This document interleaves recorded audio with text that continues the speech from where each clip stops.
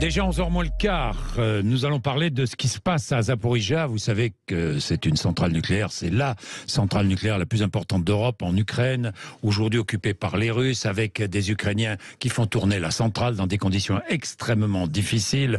Des inspecteurs de l'AIEA, l'agence de l'énergie atomique, réclament la mise en place d'une zone de sécurité autour de la centrale nucléaire. Nous allons en parler tout de suite avec notre invité, Bruno Chareyron, qui est ingénieur en physique nucléaire à la CRIRAD, laboratoire indépendant. Nous avons besoin de savoir quels sont les risques, besoin de savoir s'il y a vraiment un danger extrême autour de cette centrale.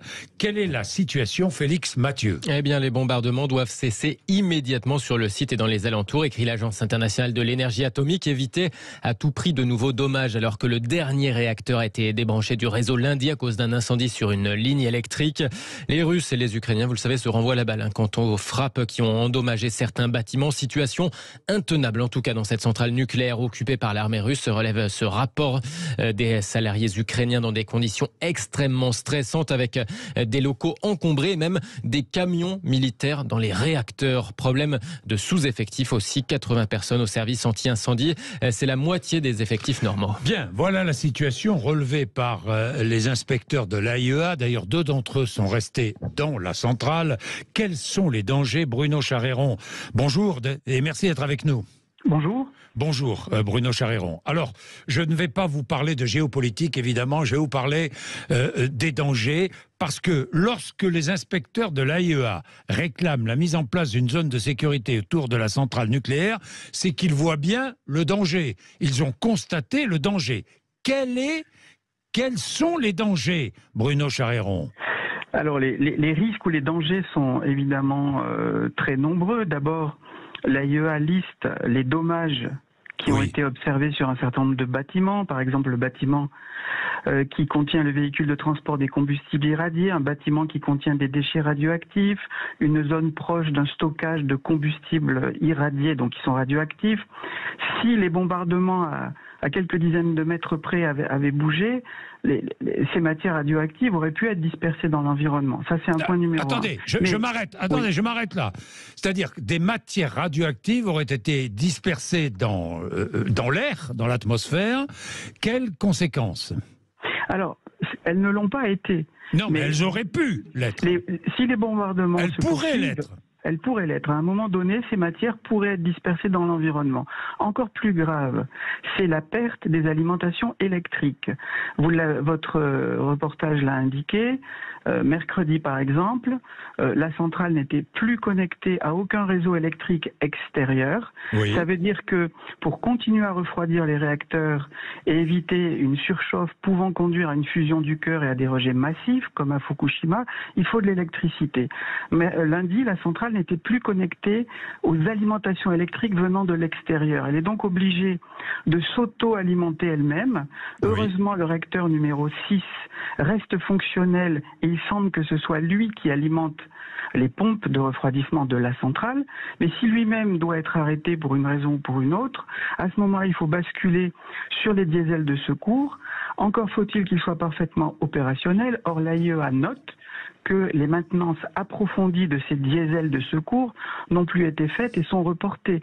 L'AIEA note qu'il est difficile d'avoir accès à des pièces détachées, que obtenir des livraisons de fuel, par exemple, de diesel, pour alimenter les diesels de secours en cas de besoin, ça devient compliqué. Donc ce qu'on peut comprendre, c'est qu'au fur et à mesure du temps qui passe, ces bombardements qui atteignent l'installation nucléaire ou ses abords mettent à mal la sûreté nucléaire. Et ça s'aggrave pratiquement de jour en jour. Je suis très content de vous avoir, Bruno Chareyron. Vous êtes ingénieur en physique nucléaire. Je suis très content de vous avoir parce qu'on parle beaucoup de géopolitique autour de cette centrale.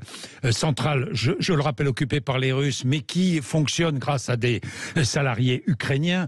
Je n'entre pas dans le débat qui est responsable, qui bombarde pas. C'est pas ça qui m'intéresse. Ce qui m'intéresse, et vous répondez à nos questions, Bruno Chareyron, ce sont les risques. Si les pompes de refroidissement ne fonctionnaient plus, que pourrait-il se passer? Alors, d'abord, il faut préciser qu'on n'en est pas tout à fait là, puisque il y a encore des moyens de secours qui restent opérationnels. Oui, mais parlez de ces diesels on s'est bien compris, hein. Oui. Plus le temps passe, plus il va devenir difficile d'avoir accès à des moyens de secours. Qu'est-ce qui se passerait si les alimentations électriques étaient totalement perdues, y compris celles de secours, ou les stations de pompage d'eau, par exemple, et qu'il ne soit pas possible d'organiser le refroidissement? C'est ce qui s'est passé à Fukushima. À Fukushima, il n'a plus été possible de refroidir les réacteurs 1, 2, 3, qui ont le cœur radioactif s'est mis en fusion, et là il y a eu donc dispersion massive de substances radioactives dans l'atmosphère. On les a même mesurées en France, nous à la CRIRAD, dans la vallée du Rhône. Donc on n'en est pas là. Donc il y a un risque de dispersion massive, c'est le risque. Il y a évidemment un risque d'accident grave. L'AIEA parle de severe nuclear accident. Un accident grave, ça veut dire avec des rejets radioactifs importants, voire très importants dans l'environnement. Après, le niveau de gravité de l'accident qui pourrait intervenir dépend de beaucoup de paramètres que personne ne maîtrise. Mais plus le temps passe, plus la probabilité que cet accident grave survienne augmente.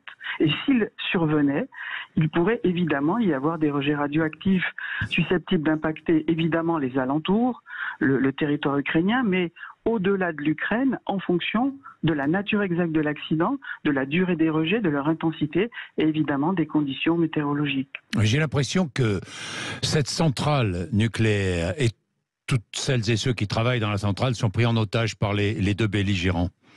Mais je ne vais pas vous poser de questions, Bruno Charéron, c'est une remarque que je fais pour moi-même et pour tout le monde. Bien, dites-moi, risque de dispersion massive, il y a, plus le temps passe, plus le risque est grand. Il y a deux inspecteurs de l'AIEA qui sont restés sur place, logique ? Alors, que des inspecteurs de l'AIEA restent sur place, c'est une très bonne chose, puisque ça a permis, il y a quelques jours, de remonter des informations sur de nouvelles atteintes liées au bombardement. Ces informations nous sont parvenues plus vite que par l'exploitant de la centrale, qui s'appelle Energoatom. Maintenant, 2 inspecteurs, c'est vraiment très peu pour surveiller un site aussi grand. Et surtout, ce qui est inquiétant, c'est que l'on constate que la présence de l'AIEA n'a pas permis de faire cesser le niveau d'intensité des bombardements. Avant que l'équipe de M. Grossi arrive sur le site, dans les heures qui précédaient, dans la nuit, il y a eu bombardement impliquant un arrêt d'urgence d'un des réacteurs, le numéro 5, et le passage sur des ailes de secours du numéro 2, qui était à l'arrêt, mais il faut le refroidir quand même. Et puis le lendemain du départ de M. Grossi lui-même, il y a eu de nouveau des bombardements sur la ville proche. Il y a eu encore des bombardements la nuit dernière sur la ville proche. Il y a eu le 5 septembre, bombardement créant un incendie qui a obligé à déconnecter la ligne de secours. Donc ce qui est particulièrement inquiétant, c'est de voir que la présence de l'AIEA, certes, nous permet d'avoir des informations, mais ça ne résout pas du tout la problématique du conflit militaire. Voilà, ça ne freine ni les uns ni les autres. Bien, merci beaucoup Bruno Charéron. Merci, on aura l'occasion de vous retrouver régulièrement parce que nous allons être très attentifs, mais très attentifs à la situation qui règne là-bas à Zaporijia. Merci beaucoup.